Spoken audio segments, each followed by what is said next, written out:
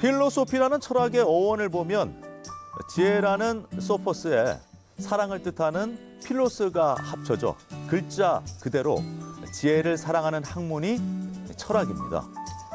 이처럼 철학이란 세상의 원리를 발견하고 그 원리를 생활에 적용해서 지혜롭게 살아가는 활동인 것이죠. 오늘은 서양 철학 완독에 큰 도움을 줄 인문학자 안상원 선생 만나보겠습니다.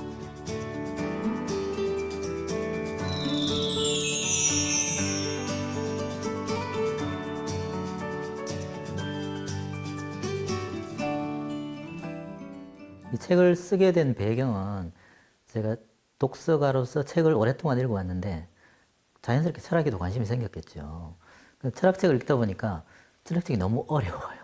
너무 철학이 어렵고 대중들이 이 철학에 대해서 너무 멀리 떨어진 것처럼 느끼고 있는 경향이 있어서 어떻게 하든 우리 책을 좋아하시는 일반 독자가들이 철학하고 좀 가까워질 수 있는, 특히 서양 철학하고 좀 가까워질 수 있는 계기를 만들고 싶다라는 생각에서 쉽고 재미있게 읽을 수 있도록 핵심과 맥락을 중심으로 써야 되겠다라는 생각으로 그렇게 종합적으로 한번 작심을 하고 한번 쓴 책입니다. 이 책은 저한테는 다른 사람들은 시도하지 못했던 혹은 시도했다고 하더라도 도달하지 못했던 부분에 어느 정도는 저는 도달했다라는 느낌을 주는 그런 책입니다. 어려운 내용을 쉽게 쓸 수는 있지만 그 내용이 읽는 사람들로 하여금 아 이게 이런 말이었어 라고 쉽게 인지될 수 있는 부분까지 다가가는 것은 참 쉽지 않은 문제 중에 하나인데 제가 이거 쓰고 난 이후에도 아, 이 정도면 충분히 우리 철학을 힘들어 하시는 분들도 쉽게 이해하고 철학의 맥락을 받아들일 수 있겠다라는 그런 생각이 들었거든요. 그런 점에서 어느 정도 자부심과 프라이드를 어느 정도 느끼게 해주는 그런 책이었습니다. 이 책은 누구나 철학의 정수를 이해할 수 있게 하려고 최대한 쉽게 쓴 서양 철학 책입니다. 철학적 사유의 맥락을 중심으로 고대 철학부터 현대 철학까지 한눈에 꿰뚫어 볼 수 있도록 자상하게 안내합니다. 장폴 사르트르라고 실존주의 철학자가 이런 말을 한 적이 있습니다. 인간은 던져진 존재다. 이 명제는 인간은 자기가 원해서 태어나는 존재가 아니다라는 뜻이거든요.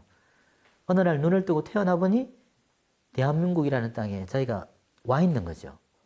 목적 없이 태어나 있는 존재입니다. 근데 인간의 특징이 목적 없이 태어난 인간이 나는 왜 태어났는지를 생각하고 고민하는 존재라는 거죠. 자기가 왜 태어나는지를 알기 위해서 시도한 게 우리가 부르는 학문이라는 거죠. 그래서 우리 철학도 그 학문의 일부지 않습니까? 철학에 대해 좀 자신감을 좀 가지셨으면 좋겠습니다. 우리는 던져진 존재고 왜 태어났는지 몰라요. 그걸 아는 사람은 없죠. 그걸 안다면 아마 사람은 아닐 겁니다. 그래서 모든 것들을 공부해 나가야 하는 존재라는 것. 근데 요즘은 이 공부라는 게 너무 딱딱해져가지고 먹고 살기 위한 생존의 방편으로만 다들 이해가 되고 내 삶을 위한 공부라는 생각을 가지신 분들이 좀 많지 않으신 것 같아요. 다행스럽게 인문학 열풍이 조금 불어서 도서관 같은 데 가보면 공부하는 재미에 푹 빠지신 분들을 가끔 만나보거든요. 그런 분들을 보면 참 행복해 하십니다. 행복해지는 이유가 공부를 하면 뭔가를 알게 되고 알게 되면 이치를 깨닫게 되고 이치를 깨닫게 되면 이렇게 세상이 돌아가는구나 라는 걸 내가 받아들이고 수용하고 이해할 수 있으니까요. 행복해지는 것 같아요. 우리도 평소에 오해하고 있던 사람이 아 저런 면이 있었구나 저게 진실이었구나 라는 걸 알게 되면 그 사람에 대한 오해가 풀리면서 그 사람과 친근해지고 행복해지는 관계를 만들 수 있듯이 우리도 세상과 화해를 해야 되고 잘 지낼 수 있는 방법을 찾아야 되겠죠. 그게 공부가 아닐까 싶고 그 공부의 핵심이자 꽃이 저는 철학이라고 생각을 합니다. 인류의 관심사는 자연에서 신으로, 이후 신화를 의심하는 사람들에 의해 철학의 시대가 열립니다. 생각이 질문을 던지고 대답을 찾아가는 과정이라면 질문을 던지는 것이야말로 철학의 시작인 것입니다. 요즘 시대가 좀 힘든 시대다라고 다들 말씀하시잖아요. 빈부격차도 조금 심해지고 또 취업률도 더 이상 높아지기 힘든 사회, 이렇게 힘든 시대다라고 말씀하시는데 이런 힘든 시대라는 게 어떻게 보면 우리가 세상을 제대로 살 수 있는 또 다른 기회가 될 수 있지 않을까 저는 그런 생각도 들어요.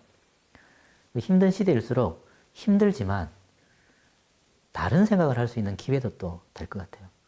부자라면 풍요롭기 때문에 풍요를 향유하는 데 익숙해지겠죠.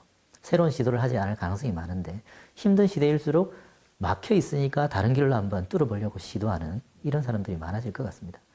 기존의 교육 자체에 실망감을 느껴서 새로운 교육을 시도해 보시는 분들도 많으시고 기존의 방식에 너무 혐오감을 느껴서 전혀 다른 방식으로 일을 하거나 다른 방식에 대해서 도전해 보시는 분들도 많아지시는 시대가 이런 시대가 아닐까 하는 생각이 듭니다.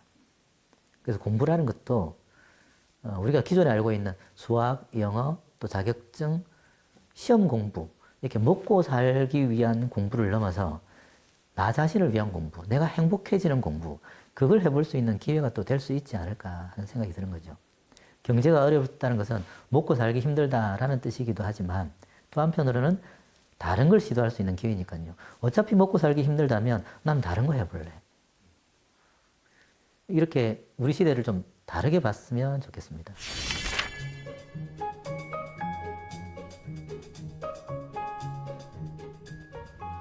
현대사회에서 철학은 무력해 보입니다. 과학과 기술이 세상을 지배하기 때문입니다.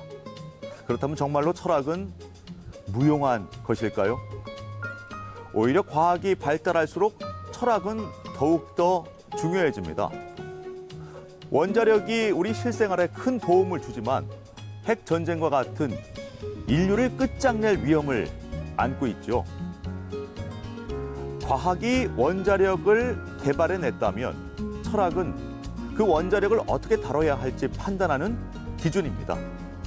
이것이 바로 우리가 여전히 철학을 해야 하는 이유인 것입니다. 행복한 책 읽기 황범입니다.